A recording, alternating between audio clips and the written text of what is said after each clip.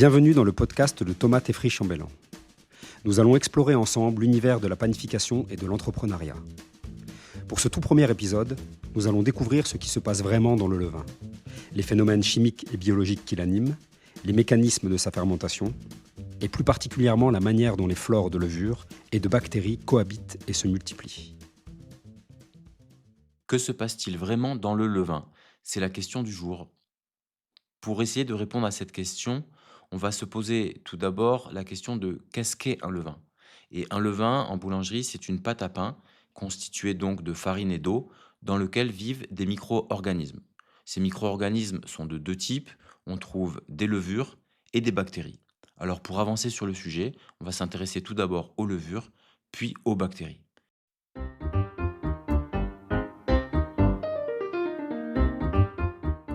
La composition du levain nous place en tant que boulanger dans une situation d'éleveur. Comme un éleveur, nous allons devoir prendre soin des animaux dont on a la charge. Même si ces animaux sont microscopiques, finalement, le principe reste le même. Et donc, pour pouvoir faire du pain en levain, gérer des levains et comprendre ce qui se passe dans le levain, on a besoin de s'occuper tout d'abord des levures, puis des bactéries. Alors commençons tout de suite par les levures. Les levures sont des micro-organismes unicellulaires qui possèdent un noyau, donc ce sont des cellules qu'on appelle des cellules eucaryotes.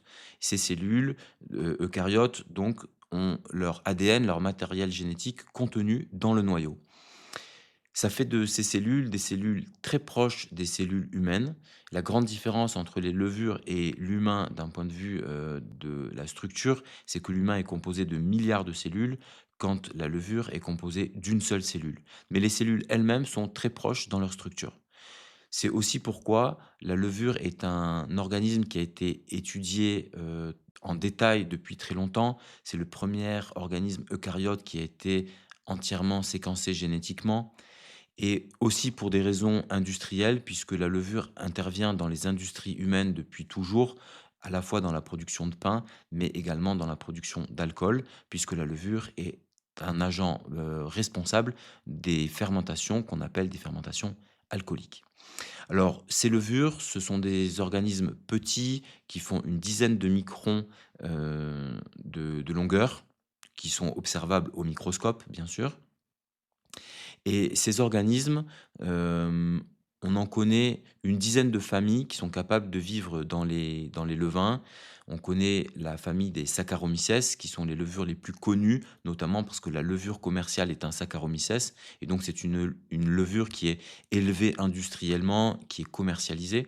On connaît aussi d'autres levures. On connaît des Pichia, on connaît des Kazakhstania, et on connaît comme ça une dizaine de familles de levures. La plupart ont des actions assez proches les unes des autres, ce qui fait que le boulanger, en général, n'est pas conscient, n'a pas fait d'études sur la flore spécifique des levures contenues dans son levain. Ces levures, elles ont toutes un mode d'action assez commun. Elles sont très à l'aise en milieu riche en oxygène.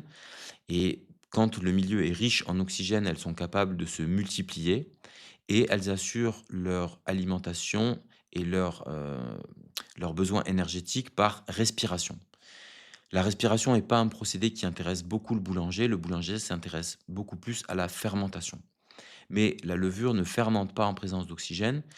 Par contre, la levure, c'est un organisme extrêmement polyvalent puisque si elle est capable de vivre en présence d'oxygène, elle est aussi capable de vivre en absence d'oxygène, dans un milieu qu'on appelle un milieu anaérobie. Et en milieu anaérobie, la levure perd un peu de son côté à l'aise, elle sera plus capable de se multiplier, elle va simplement être capable de survivre et dans ce milieu anaérobie, elle va donc passer d'un mode respiratoire à un mode fermentaire. Et cette fermentation intéresse particulièrement le boulanger puisque cette fermentation va aboutir à la production de gaz carbonique et ce gaz carbonique est l'agent principal qui permet de faire lever les pâtes. Donc, si on utilise des levures et de la fermentation alcoolique en boulangerie, c'est principalement pour que les levures puissent, à travers cette fermentation, transformer les sucres qui constituent leur nourriture en gaz carbonique et en alcool. Alors, les alcools sont pas très intéressants en boulangerie puisqu'ils vont s'évaporer en cours de cuisson, mais les résidus de fermentation, que sont le gaz carbonique sont tout à fait importants puisque ce sont eux qui vont permettre de faire lever les pâtes. Donc c'est vraiment un des points clés dans la boulangerie et c'est un des symboles aussi de la boulangerie, de la pâte qui lève et cette pâte, elle lève grâce aux fermentations alcooliques, grâce à cette production d'acide carbonique, donc de CO2. Donc les levures, on les utilise en boulangerie principalement pour ça et on voit que pour, les utiliser dans un levain, on a besoin de 2 choses. On a besoin de faire grandir la population de levures, donc d'assurer la multiplication des levures et ça se fait en présence d'oxygène et on a ensuite besoin de passer dans un milieu relativement anaérobie pour que cette population, désormais assez conséquente de levures puisse assurer de la fermentation et donc de la production de gaz carbonique et donc la levée des pâtes.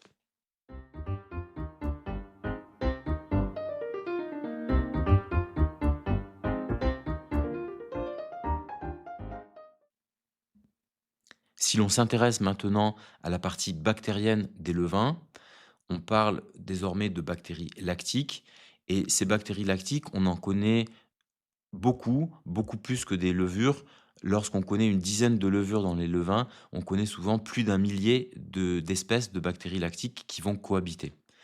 Alors ça nous donne tout à coup une vision, beaucoup plus complexe de ce qu'est un levain, puisqu'un levain, ça devient une communauté géante finalement qui abrite de nombreuses espèces, au moins une dizaine d'espèces de levures et souvent environ un millier d'espèces de bactéries lactiques qui vont cohabiter. Alors les bactéries lactiques, tout comme les levures, généralement, elles ne sont pas connues dans le détail par le boulanger et on va, dans un premier temps, considérer que toutes les bactéries lactiques font à peu près le même travail.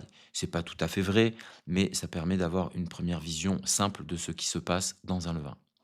Alors ces bactéries lactiques, tout d'abord, elles sont 10 fois plus nombreuses en nombre que les levures, mais elles sont aussi 10 fois plus petites. Elles ont des tailles de l'ordre de 1 micron, quand les levures, je rappelle, ont des tailles de l'ordre de 10 microns. Ces bactéries lactiques vont aussi avoir des exigences écologiques très différentes de celles des levures, puisque les bactéries ne supportent que très peu l'oxygène. En présence d'oxygène, les bactéries lactiques ne se multiplient pas et ne sont pas capables de faire de la fermentation. Elles sont donc dans ce qu'on appelle un mode de résistance ou un mode de survie. Elles sont capables de survivre un certain temps en présence d'oxygène, mais c'est un milieu qui est extrêmement agressif pour elles. À l'inverse, quand le taux d'oxygène va baisser dans les pâtes, les bactéries vont pouvoir se multiplier et vont pouvoir aussi assurer de la fermentation. Alors pour préciser tout de suite la notion d'oxygène dans une pâte, on va dire que le pétrissage, qui est un mélange de farine, d'eau et d'air, est une étape qui conduit à une forte concentration d'oxygène dans les pâtes. Et à l'inverse, plus on s'éloigne du moment du pétrissage, donc après 1 heure, 2 heures, 3 heures ou un temps long de fermentation, le taux d'oxygène baisse dans les pâtes et donc devient plus favorable à la fois à la fermentation alcoolique des levures et à la multiplication des bactéries. Une fois multipliées, les bactéries vont être capables d'assurer de la fermentation et cette fermentation, on l'appelle de la fermentation lactique. Il existe 2 types de fermentation lactique dans les pâtes, une fermentation qu'on appelle homolactique et une fermentation qu'on appelle hétérolactique. Les 2 transforment des sucres en acide lactique avec des petites spécificités. Alors, la fermentation homolactique, c'est la plus simple. Elle transforme les sucres qui sont présents dans la pâte en acide lactique et en résidus aromatiques. Ces résidus aromatiques, ce sont des petits morceaux de molécules qui proviennent du sucre, mais qui ont été transformés.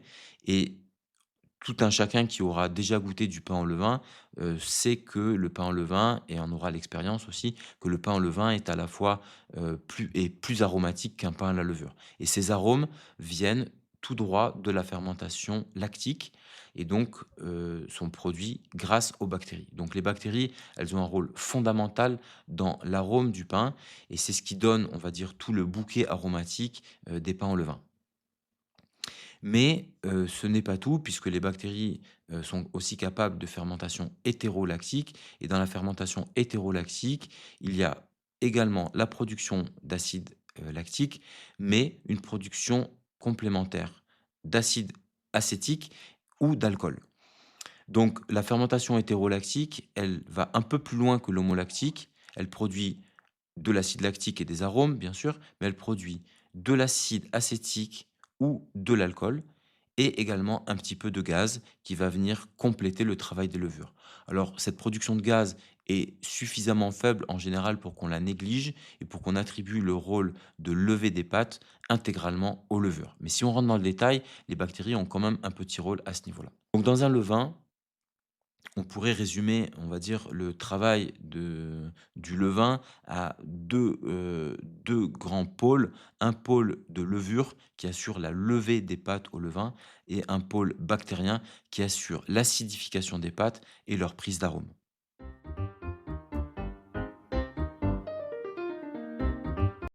Évidemment, comprendre ce qui se passe dans un levain est quelque chose d'important pour le boulanger, puisque ça permet de faire le lien entre des problèmes de panification et d'éventuelles solutions à apporter. Et comme les solutions à apporter sont différentes en fonction que l'on s'adresse aux communautés de bactéries ou de levures, comprendre ce qui se passe dans le levain est un enjeu majeur pour la qualité des produits en boulangerie. Mais bien sûr, ces quelques éléments soulèvent aussi beaucoup d'autres questions. Par exemple, on peut se poser la question de la flore. Est-ce que les flores sont spécifiques d'un levain à l'autre? Est-ce que les communautés et les flores sont stables dans le temps? Et cetera, et cetera. Alors pour essayer de donner quelques pistes, les flores, en fait, sont spécifiques effectivement d'un levain à l'autre, c'est-à-dire que tous les levains ont des flores, spécifiques. Ceci dit, on trouve quand même, dans, les communautés de levure et dans les communautés de bactéries, certains micro-organismes plus présents et plus puissants que les autres. Par exemple, pour les levures, on trouve très fréquemment dans les levains des Kazakhstania, qui sont des levures, assez bien réparties sur toute la planète et assez puissantes. Et quand on les trouve, elles sont généralement très dominantes dans la flore des levures. Elles peuvent représenter plus de 99 des levures. Côté bactéries, c'est pareil, on peut trouver tout un tas de types de bactéries lactiques, mais certaines sont plus présentes et plus puissantes que d'autres. Je citerai par exemple le Lactobacillus San Francisco, qui est une bactérie que l'on trouve un peu partout sur la planète et qui, effectivement, lorsqu'elle est présente, peut représenter aussi plus de 99 de la flore bactérienne. Ce qui veut dire dans ce cas qu'on a Lactobacillus San Francisco comme bactérie très majoritaire et un ensemble d'un millier environ de bactéries très minoritaires qui, à elles toutes, forment moins de 1 de la flore du levain. Alors il existe d'autres types de structuration. Dans certains cas, on a, plusieurs bactéries, qui sont présentes en grosse quantité et toujours des minoritaires. Donc il existe plusieurs structurations, on va dire, dans les flores, des levains, à la fois côté levure et à la fois côté bactéries. Un point assez important lorsqu'on démarre un levain à partir de rien, à partir de farine et d'eau, c'est de comprendre en fait d'où viennent les ferments. Les ferments en fait sont des ferments qui vont arriver naturellement dans la pâte par petite contamination, puisqu'il n'existe aucun milieu dans la nature qui soit parfaitement stérile. Donc il existe toujours ou dans l'air, ou sur les mains du boulanger, ou sur le récipient qui est utilisé pour faire le levain. Il existe des levures et des bactéries, et ce sont ces ferments, de départ qui vont constituer la flore du levain. Donc on comprend qu'il y a quand même un certain hasard dans la constitution de la flore de départ, même si cette flore ensuite a tendance à s'organiser autour de quelques ferments plus puissants que les autres, comme j'ai cité éventuellement Kazakhstania ou, San Francisco pour les bactéries. Mais l'élément fondamental de départ, c'est généralement l'environnement dans lequel c'est fait, c'est-à-dire la pièce dans laquelle c'est fait, qui elle est, tout de suite, saturée ou en tout cas contient des ferments et les mains du boulanger, le type de farine sont des éléments mineurs, on va dire, dans la constitution de la flore de départ.